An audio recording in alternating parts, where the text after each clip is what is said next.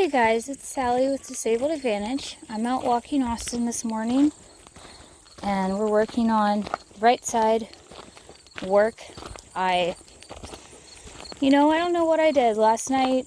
Just felt really sharp pain in my left shoulder. Woke up this morning and my range of motion is greatly diminished. It's usually how I tell if something's flaring or if I had a triple X movement, which I think is what happened. So my arms are easy. If I suspect something's wrong, I check the range of motion based on what I know is normal for my arms. And the left is weird this morning. So my left arm's in a sling, and we got to go to town later, so I'm doing a right side walk with Austin. He's not expected to be in a perfect heel position, as you can tell, but I've got the leash gathered up to help keep him on the right. He's in a prong, which helps me give him clearer communication, more subtle, helps keep him on the right side a little bit better than his chain does. But I've got his chain in my pocket because that's what's got all his tags on it. It's still important to carry those around.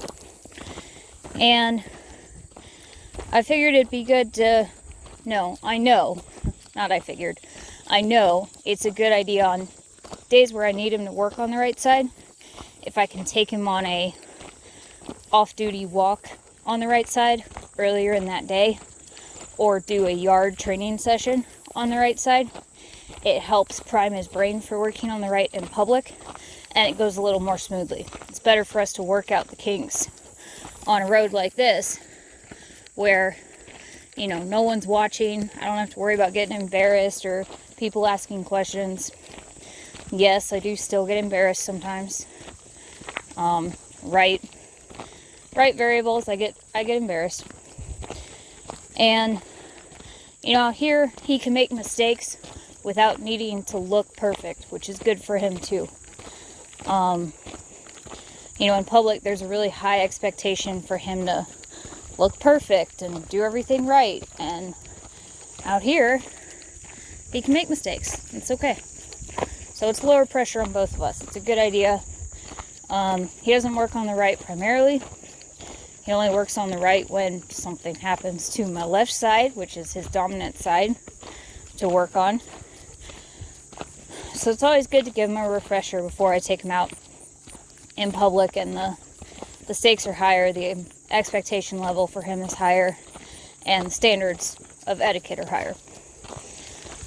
So that's what he's doing. He's doing a pretty good job. He tried to switch to the left a few times when we first got out, but now he's just sort of accepted what's going on, so which is nice. This is walk number 11 that I've done a video of, and I keep getting asked by people about respect. How did I get Austin to respect me? How do I get Austin to keep respecting me? Oh good, we're about to walk through a spider web. Fantastic. Gotta love corn season. Sorry, that was off topic. Respect is a topic that I think, it's talked about a lot with dogs. You want a little more line? Good boy. It's talked about in regard to dog training, but I don't feel like it's really fully understood. There's a lot of talk in dog training about getting the dog to respect you. Being your dog's leader. Being your dog's teacher. Being the guiding force your dog listens to. Having dominance conversations with your dog. And I'm not against any of that. That's all valid. You do want to be your dog's teacher. You do want to be your dog's leader. You do want to teach your dog that you're someone to respect. But I think, I gotta stop saying I think. Trying to be more confident when I talk. So what I have seen is a lot of times to simplify the conversation, all the little details get left out, which I get because you're trying to explain a really big concept to people. And so sometimes it's easier to just not say all of the words. But in the work that I've done with people, especially people with brain fog like myself, we need all the words. And the words that are being left out are that respect is a two-way street. And there are some trainers who are putting out more content, asking people to be more mindful about their dog and, be more careful with a dog. Stop making stupid mistakes. It's going to anger your dog or irritate them or cause them to bite you. But nobody's using the word respect, which is weird to me, having been raised in the horse industry. Hold on, tongue check. Austin, focus. Good. Can you stick your tongue out? No? Okay. There you go. Let me. Okay, you're still good. So,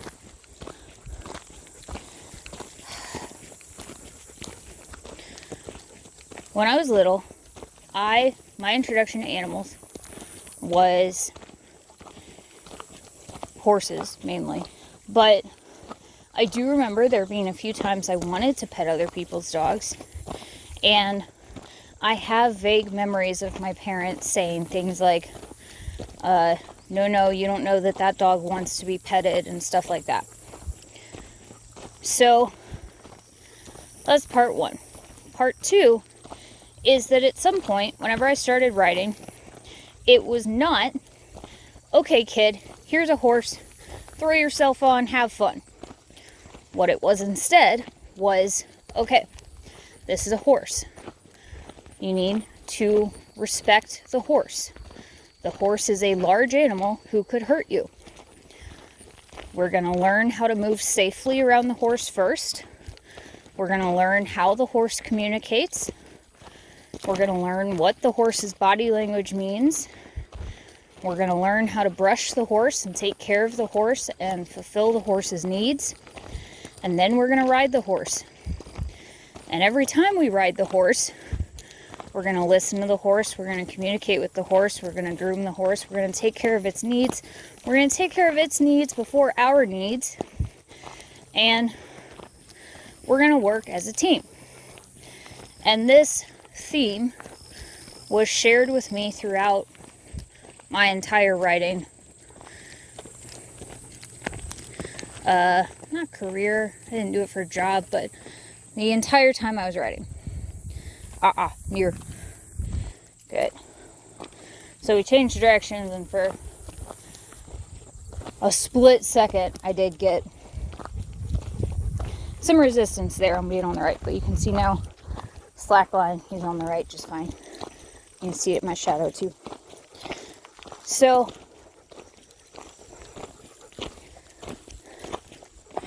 and when I taught horse camp, that was what I taught my campers was, this is a large animal who is potentially dangerous. We need to learn to respect the horse. These are zones of the horse you don't go under because they can't see you. And they're a prey animal that might react to what they hear but can't see. And so don't go in these places. And we had some kids who would, do stupid stuff with horses. And we'd always give them a firm talk. And it was always the impression that I was given growing up was that respect was a two-way street with animals. You wanted the animal to respect you, but you also wanted to respect the animal. And that could really only happen if both of you were working to respect each other and communicate with each other and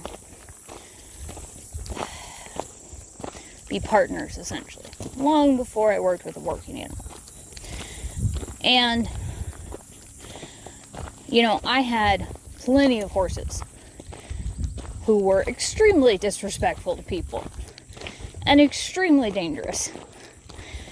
And I worked with horses who kicked me, bit me, dragged me, you name it. Most things have happened.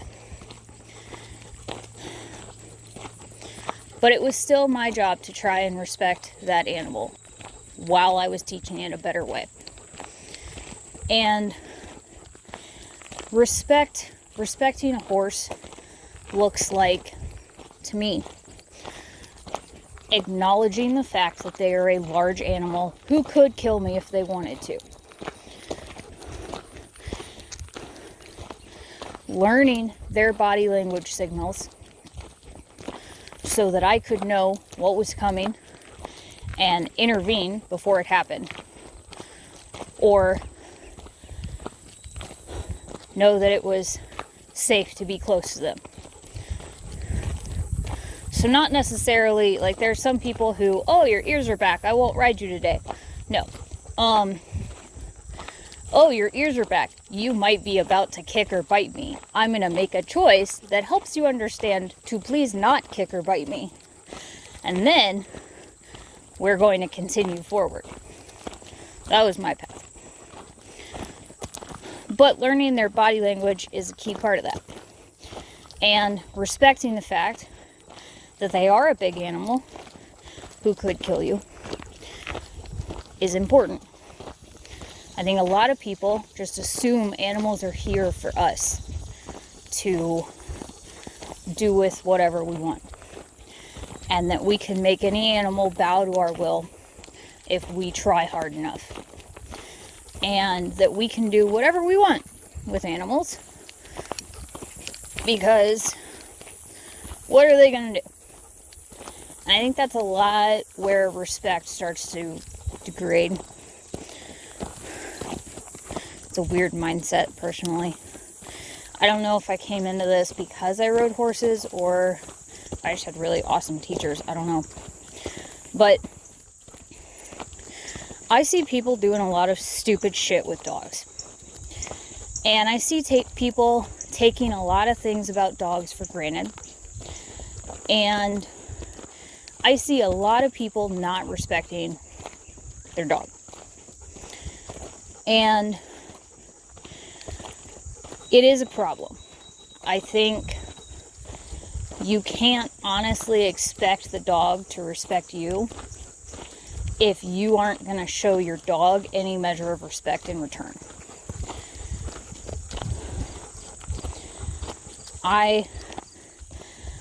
When I help someone find a dog through the shelter system, or as a puppy,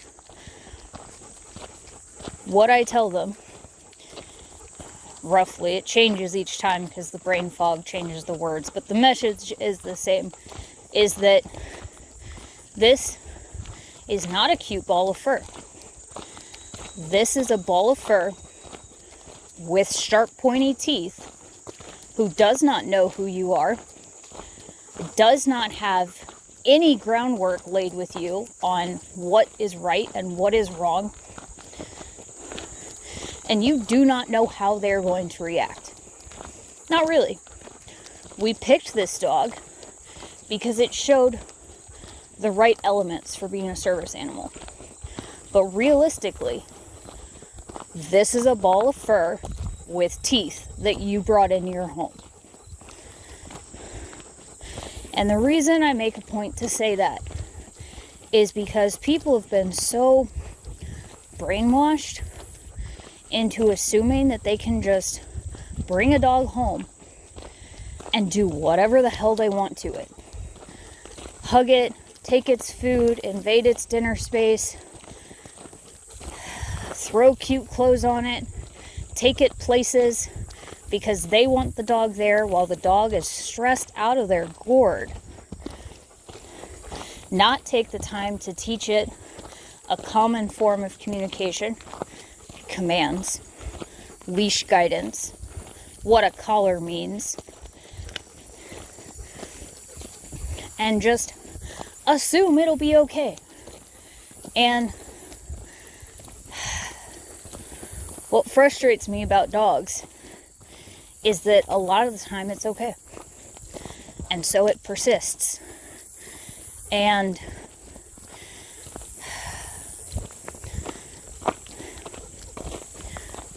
occasionally you get stories about people being bitten, kids being bitten. You get dogs taken to behavioral modification trainers because the dog, bites people actively or explodes every time someone walks past its food dish or its crate. And, some of those things happen they just happen. They don't have a cause. And I'm sure there are trainers out there who would disagree with me. But I do believe part of the problem with why there are so many dogs who are unhinged is because people don't consider that they also need to respect their dog. That matters.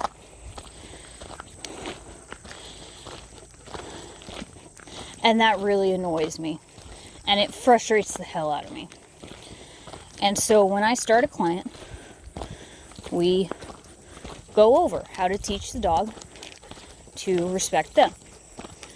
We teach respecting personal space, how to enforce house rules, boundaries, manners, how to teach the dog to not, run across your path or jump on you or steal food out of your hand, how to teach the dog not to step on your toes, literally, how to teach the dog to move out of your way when you walk towards them.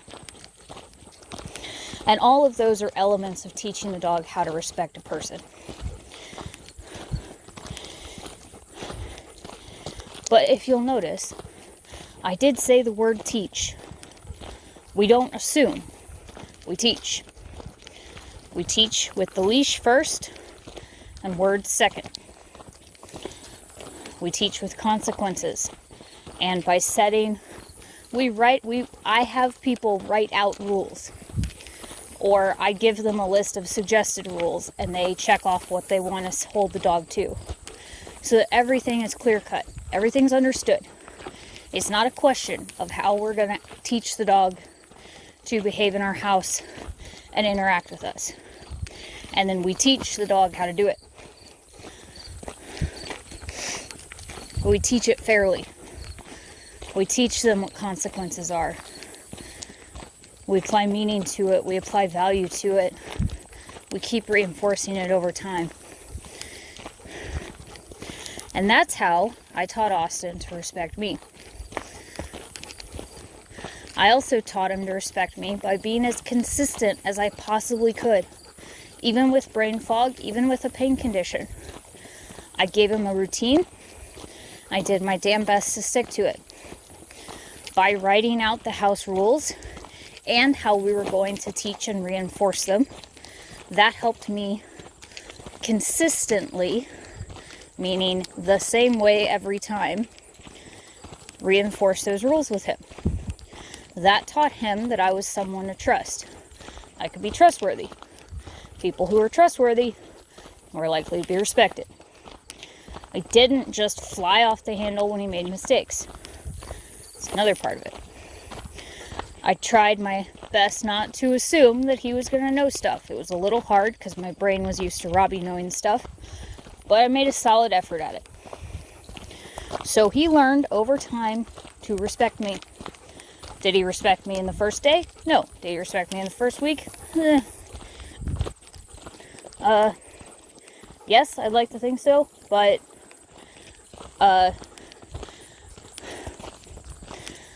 I still kept an eye on him. I didn't make assumptions about what I could do with him until he was done with the first 30 to 45 days of training with me. So how did I show respect to him? Well, I didn't take his food mid-meal.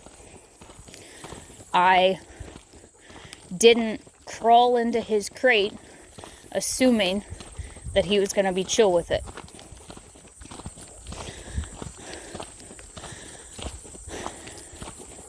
I didn't randomly body slam him with hugs while he was sleeping. I didn't randomly throw stuff at him or spray him with cold water to hope he would be okay with it. I respected his 6-foot personal space boundary. So when it was time to go someplace, I encouraged him to come to the door of the crate, and then I put his gear on. And then we left. I did this over and over again. He learned this was the pattern. If the way he got fed was in an X pen, I'd put his food in, I'd lead him in with a leash, close the door, leave him alone. That ensured he couldn't pester Robbie, Robbie couldn't pester him, and nobody else could pester him. And then once he and I had an understanding, then we could start doing different things. Feeding him from my hand, working for dinner, things like that. But I did not just assume that because he was a gorgeous, adorable, basically teddy bear of a dog, that he was going to act like a teddy bear 100% of the time. Now, if he had reacted strongly and negative towards me, yeah, he would have been doxxed from the service dog program. But the thing about service dogs is that we teach that level of resilience, we teach that level of impulse control based on a starting good temperament. So it's already there. The bite inhibition and the impulse control, it's already there, but it's like a really, really small glowing nugget inside the dog. And it's our job to encourage it to grow and become the whole operating system. But we can't just assume it's going to be there and assume it's going to be the way the dog is right out the gate. So yes, service dogs have to learn extreme tolerance, but that is still taught over time once the dog already understands what they can expect from us. And to me, that's what mutual respect is. And it's the other stuff, like it was with the horses. I take care of his needs. I make sure he's got food and water, and when I can, he gets taken care of first. He gets water first, he gets food first, even if I'm flaring. The exception to that is if I, had a really bad fall, or I get seriously injured, or I'm recovering from a procedure, I might get prioritized over him, but he sure as hell doesn't get forgotten about. We keep him clean, we keep him groomed, we maintain his coat. If it's super hot outside, he's got boots on so he doesn't burn his feet off. When he tells us that he's in pain, we listen. By the time Robbie got old, Robbie would tell me how much of a walk he could handle. I listened. Learning to listen to your dog. Being a partner with them. Understanding that respect goes both ways. Not being unfairly cruel to your dog. Not expecting them to respect you with nothing in return from you. You have to work. You have to show them that you're a good leader worth listening to. And if you aren't capable of that, you are going to have a very hard time building a good relationship with your dog, where they respect you and they listen to you. So how did I get Austin to respect me? I took the time to teach him. I took the time to earn his respect in return. I got time. I'm training service dogs. I got time. It takes 1 to 2 years to train a service dog from start to finish. I'm not in a rush to get their respect. I got time. I learned dog body language. I add it to my toolbox.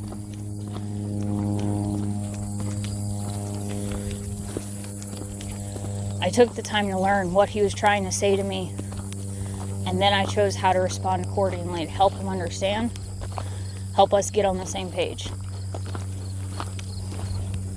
Respect is not earned overnight, and if you bring home a dog, whether it be a puppy from a breeder or an older shelter dog, if you bring home a dog and you expect it to automatically be the best dog you've ever had and put up with whatever bullshit you throw in that dog's face, within the first few weeks of you having brought it home, you are setting yourself up for failure.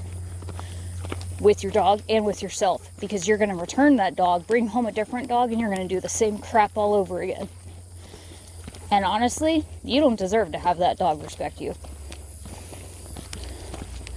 You want an animal to respect you, you got to learn what respect is, truly understand it, and be willing to put in the work so it's a two-way street. Yeah, you brought home a dog, but at its base layer, you brought home an animal with sharp teeth that you're hoping learns to listen to you. Thank you for listening. I look forward to the comment section on this one.